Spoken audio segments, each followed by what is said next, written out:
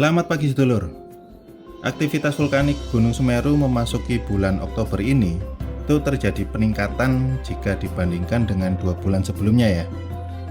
Karena itu jika di beberapa hari ini kita itu lebih sering mendengar suara gemuruh dari Gunung Semeru. Hal itu cukup wajar ya, mengingat energi yang berada di bawah itu sedang berproses semakin naik menuju ke permukaan. Oke sedulur, kita bahas lebih lanjut ya fluktuatif aktivitas vulkanik Gunung Semeru. Aktivitas vulkanik Gunung Semeru yang bertipe vulkanian dan strombolian ini itu sifatnya fluktuatif sedulur. Mungkin kita sempat bertanya-tanya ya, apa sih yang mempengaruhi aktivitas vulkanik dari sebuah gunung berapi itu ya? Kok aktivitasnya itu nggak bisa diprediksi dengan pasti? Jadi aktivitas vulkanik dari gunung berapi itu dulur dipengaruhi oleh beberapa hal ya. Karena gunung api itu terbentuk dari pertemuan lempeng-lempeng tektonik ya. Maka secara otomatis aktivitas lempeng tektonik itu sendiri akan mempengaruhi aktivitas vulkanisme dari sebuah gunung berapi dulur. Selanjutnya, sistem magmatik dari gunung berapi itu sendiri juga sangat berpengaruh ya, sangat besar terhadap seberapa besar magma yang naik dari dalam bumi itu menuju ke permukaan. Mulai dari komposisi kimianya, suhu magmanya, tinggi rendahnya kelarutan gasnya, yang nantinya akan mempengaruhi jenis dan intensitas letusan dari gunung api itu sendiri dulu. Selain itu, kedalaman di mana magma itu berakumulasi juga sangat berpengaruh ya terhadap intensitas serta jenis letusan dari gunung itu sendiri dulur. Jadi semakin dalam magma itu terakumulasi, maka semakin tinggi juga tekanan yang akan dihasilkan nanti dulur. Selanjutnya yang mempengaruhi aktivitas vulkanik dari Gunung Semeru adalah adanya sistem uap air dulur.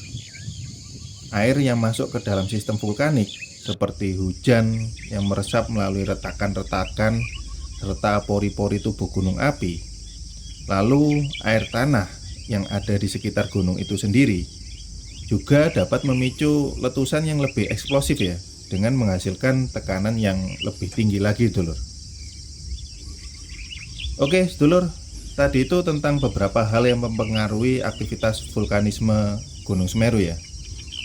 Sekarang kita review kembali aktivitas vulkanik dari Gunung Semeru di pertengahan bulan Agustus hingga awal September ya. Jadi di bulan-bulan itu terjadi penurunan aktivitas dulur, dengan rata-rata kejadian gempa letusannya itu sekitar 79 kali per hari. Sedangkan pemantauan dari 7 stasiun GPS dan tiltmeter itu menunjukkan adanya inflasi pada tubuh gunung api dengan sumber tekanannya itu berasal dari kedalaman 2,3 km dari puncak.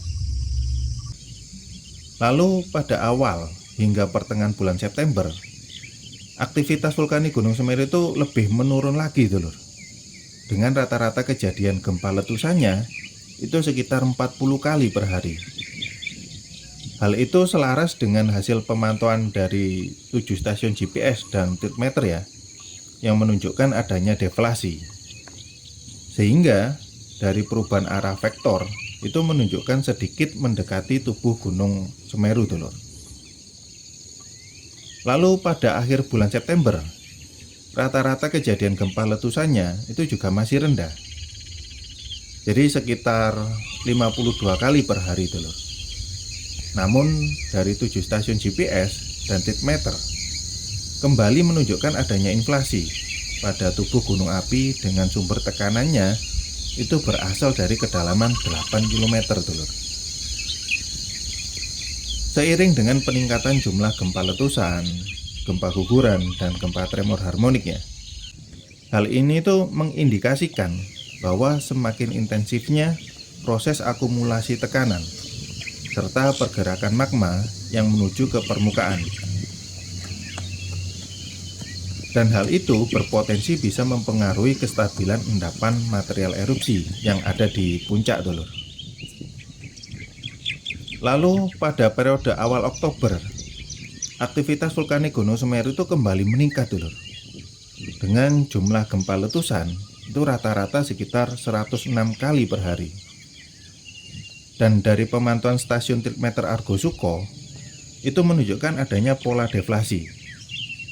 Sedangkan pada stasiun tiltmeter Jawar itu menunjukkan pola inflasi. Hal ini itu menunjukkan bahwa adanya proses berpindahnya tekanan dulur, baik itu batuan, tekanan gas, serta fluida dalam tubuh Gunung Semeru dari bawah ke atas, dari bagian dalam menuju ke permukaan.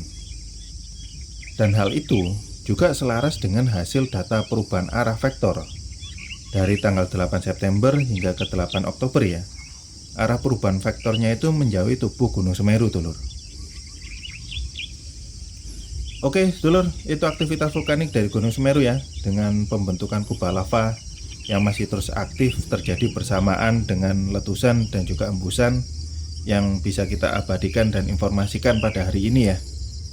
Tentunya akan ada perubahan-perubahan yang cukup signifikan setiap waktunya, yang cukup penting kita pantau sebagai langkah antisipasi dan juga sarana untuk mewujudkan mitigasi bencana secara lokal dan mandiri ya.